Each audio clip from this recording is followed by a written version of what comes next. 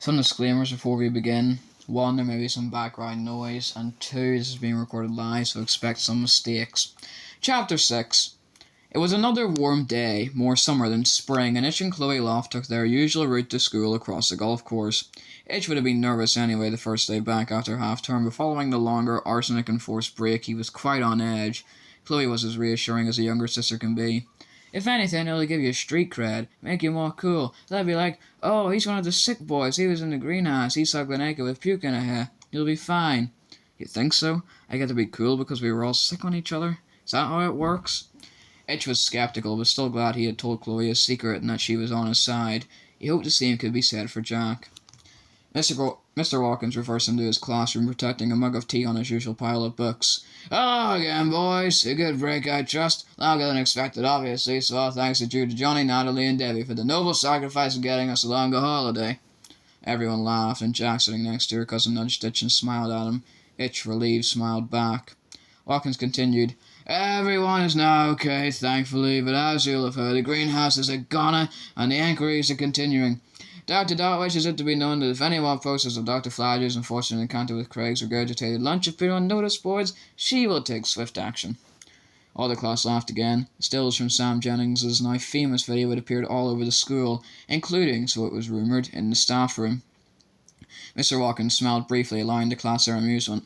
Apart from that, we have a clear run-through to the summer with the ever-so-small hurdle of exams to navigate in 4 weeks' time, if indeed one navigates hurdles. He took the register. And just before everyone disappears, my geography students need to have read up on their deep mine shafts and those lovely wells for our next meeting together. You may go. Itch told Jack that he'd see her later and went over to his foreign teacher. Mr. Watkins looked up from his illustrations of well diggers and mine workers. The pump shaft at the Foley Consols mine was 3,000 feet deep. That's almost 1,000 meters, Itch. Imagine that. Driven through granite, too. An engineering marvel. Yes, sir. Have I told you the story about the 17 water wheels? Yes, sir, you have. And the deepest hand dug? Yes, sir, that too. A few times. Ah. Are you alright, Itchingham? Yes, sir, fine, thank you, but I have something I'd like to show you when you have a moment. What sort of a thing? Well, it's a rock, actually, sir, but I can't work out what it is. Then I'm your man, Itch, as you know. Lunchtime is okay. Come and find me in the staff room. Watkins propped his arms on the table, folded his fingers together, and rested his chin on them. I am intrigued. See you then. Okay, thanks, sir. Itch hoisted his rucksack over his shoulder and headed off to the dreaded worlds of English and RE, then double cricket with Mr. Corin. Just after 1 o'clock, Itch knocked on the staff room door and asked for Mr. Watkins. In what must have been the time it took to finish his tea, the teacher emerged. Ah, Itch and his mystery rock. Let's go somewhere quiet. His teacher set off in the direction of one of the science labs. They were usually empty at lunchtime, but the physics and biology labs were busy with revision classes. I left Dr. Flargew's chemistry lab. It was deserted. Mr. Watkins eased himself onto one of the stools and motioned for Itch to join him. So what do you have for me, Mr. Loft? I can't remember being brought a rock before. Itch, suddenly nervous for reasons he could not work out, removed the stone from his bag and placed it on the table in front of them. There was no doubt in Itch's mind that it was now considerably darker than when he had bought it on Saturday. Mr. Watkins picked it up and peered at it. What's the story here, Itch? Well, it might be uranium, sir. That's what I was told, but I've looked online and I can't see any with those silvery threads in it. It looks too dark, closer to iron. Also, it's changing colour. It's doing what? It's getting darker. I got it on Saturday, and the browns are lighter and the silver more shiny. That's why I brought it to you. Watkins put the rock down on the table and rubbed his hands together. Then he cracked his knuckles, something he usually only did when he was coming to his favourite bit of a lesson or about to tell a story.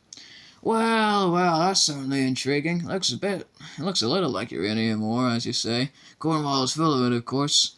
But those silvery veins suggest something else. Sometimes the veins are quartz or tin, but not here, I think. As I often say in class, there's a lot under the ground here that we don't know about. It is still a mystery. Well, here's another one. Has it been more like this since you got it? Because that would suggest... The door to the lab opened and Dr. Nathaniel Flargew came in. He stopped when he saw Mr. Watkins and Itch at the table. Ah, Dr. Flargew, hello. We were looking for somewhere quiet to look at Master Loft's intriguing rock. You arrived just in time. Come and see. Flargew, who had looked irritated to find his territory invaded, now came over to where they were sitting. What exactly are we looking at? The sneer in his voice is unmistakable. "Well, you might ask," said Watkins, handing him the rock. "Well, you might ask." Flaherty examined it while Itch repeated what he had told Mr. Watkins, and he walked across to the window and turned it over and over in his hand. He switched hands and repeated the process. Watkins and Itch watched and waited for him to say something. He turned and came back to the table, replacing the stone. "Back in a minute. Don't go anywhere." For a moment, Itch and his geography teacher just looked at each other. Then Watkins stood up and started pacing. "I think I know what he's doing. Mr. Hopkins's physics revision session is about to be interrupted somewhat. Third covered, middle drawer, I think. Let's see." He started pacing, occasionally glancing at the rock on the table next to Itch. Within a minute the door was flung open again, and a slightly breathless Flaherty returned, carrying an oblong box. It had a handle and a tube that looked like a microphone attached by a coiled cable. He waved it around as he approached the table.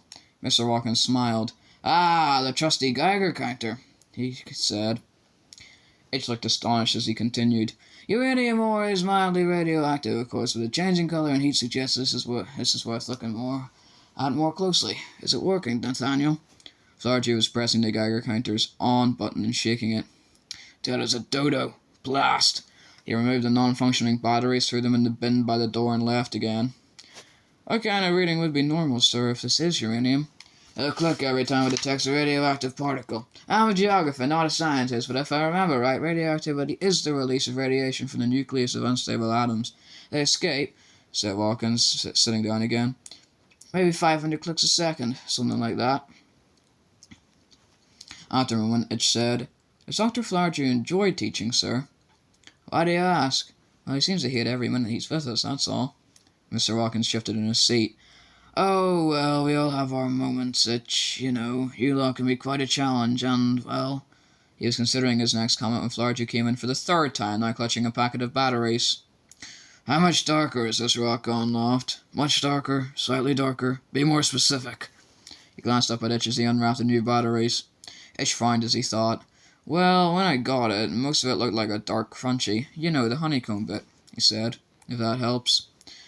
Flaherty's look suggested it hadn't, but the batteries were in now and he tried the on button again. Whatever the three of them had expected, the torrent of clicks that emerged from the speaker on the side of the Geiger counter clearly took them all by surprise. Flaherty swore. Watkins said, "Good Lord in heaven." Itch's mouth was open, but nothing came out. The needle on the front of the counter had jumped from 0 to 10,000 clicks per second. In color code, went from green to blue to red. The needle was well into the red, pushing as far as it could go behind his plastic screen. They stood and stared and listened. Flaherty moved the detector over the rock, and the constant rattle continued unabated. He switched it off and passed the machine to Watkins, who repeated the procedure with the same results. In the silence that followed, Itch was aware of both Watkins and Flaherty switching their attention from the rock to him. "I guess it's a radioactive rock, then," he said. "That'll be why it's hot," said Flaherty quietly. "I don't recall you telling us precisely where you got this, Loft." Itch, feeling increasingly as though he had done something wrong, said, "I collect a table of elements, sir, and sometimes I buy stuff from a dealer I met in St. Austell." "I had no idea you were a collector, Loft," interrupted Flaherty. "That's because you never take any notice of me or my class," thought Itch, but said nothing. "Do go on." "Well, that's it, really. He said he got it from a mate in Dorset or Devon or somewhere. It cost me £10. Well, it will. I'm guessing that it's not uranium. Maybe I should keep hold of my money." Mr. Watkins started pacing again. "Oh, that's just it, Itch. It's not like any uranium I've seen dug up here, or anywhere else come to that. I think my friends at the mining school team at Westridge would like to see this." These words seemed to spark Dr. Flaherty into action. No, not at all. We need to isolate the rock in a lead case or box as soon as possible. I have one at home. This is too dangerous to leave around school." "Well, you have a point," said Watkins, "especially after the greenhouse business. You'd better take it now, Nathaniel." And without waiting for a word from Itch, Flaherty swept up the piece of rock and, holding it at arm's length, left the lab. Mr. Watkins, still staring at the door, said, "How long have you had it, Itch? We should probably get you checked out." "Only since Saturday, sir. Like I said, I haven't held it much either. It's been in my shed, mainly." "Good.